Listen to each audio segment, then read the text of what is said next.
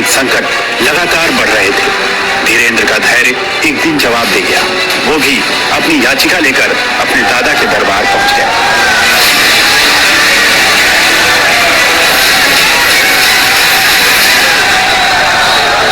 हमारे पिताजी कुछ करते नहीं थे। भूख की स्थिति में दादा गुरुजी का फक्कड़पन था। वो परिवार से नाता तोड़ा, मतलब तोड़ा। उन्हें मतलब नहीं आप जी रहे कि मर रहे। उनके पास तो अगर याचक अर्जी करता बन के जाओगे तो वो अर्जी उठा के बालाजी के पास रख देंगे।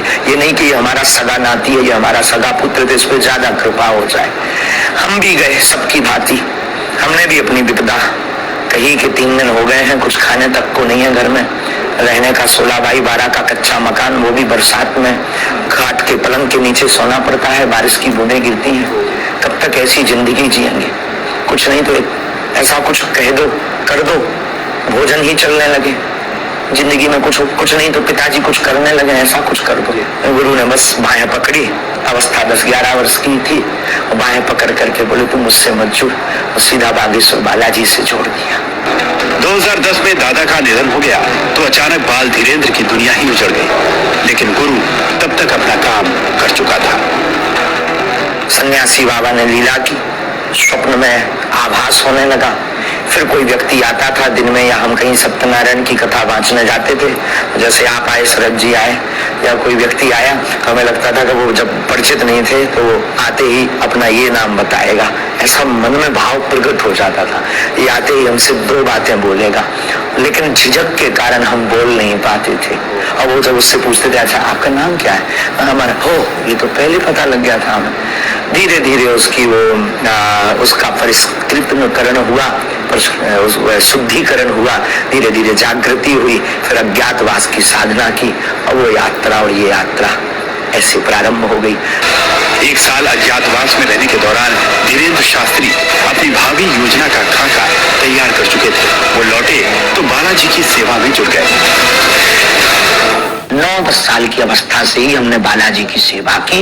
जब बच्चे खेलना सीखते थे तब से हमने हनुमान चालीसा का पाठ, और गुरु ने जो विधान बताया वो मीडिया पर बताने का विषय नहीं है, वो अनुभव का विषय है। कभी आप आइएगा तो उसको हम आपको बताएंगे कि हमने क्या क्या अपने जीवन में मुश्किलों को सहा, कितना हनुमान चालीसा का पाठ किया, रातों भर हनुमान जी के चरणों में बैठकर रोए हैं, रातों भर हवन किया है।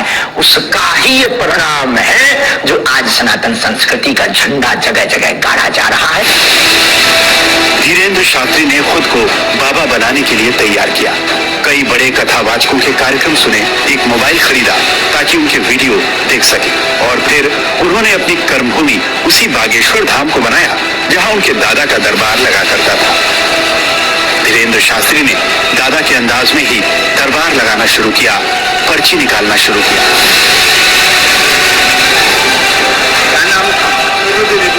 रूबी देवी। अच्छा, यहाँ किसी को बताया था? चलो पढ़ो। पत्नी का राज जानने आए हैं, मृत्यु का कारण जानने आए। रूबी उर्फ गुड्डी उनका नाम था। उनकी मृत्यु तंत्र कारण से हुई है, उसमें कोई संदेह नहीं है। माइक से बोलिए, यही पर्चा बोल रहा, यही पूछने आए। शरीर नीला पड़ गया था इनका, बस बस बस रोइए मत। शरीर नीला पड़ गया था।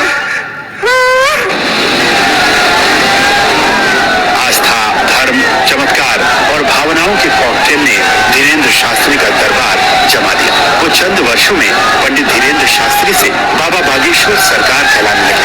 छतरपुर पाओ नाम, धामों में है नाम निराला। सिद्धपीठ बागेश्वर धाम, शिव एकादश रुद्र रूप में। हमें बहुत चाहत तू, वो आज भी चाहत, आज दौड़ के पाँव पड़ा था हमारे, अभी भी आया तो पर के पाँव पड़े हमारे। धीरेंद्र शास्त्री की उम्र अभी सिर्फ 26 साल है।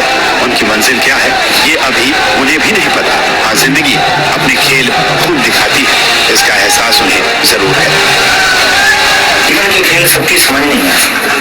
कब क्या कर दें, गुरु कब कृपा कैसी कर दें, कह नहीं सकते। अब यहाँ हम अपने जीवन में ये जो भी है हमारे लिए सबसे बड़े चमत्कार है। खाना पीना, भोजन, रहन सहन, सब चमत्कार से बड़े, कोई किसी का नहीं। आज तक ब्यूरो।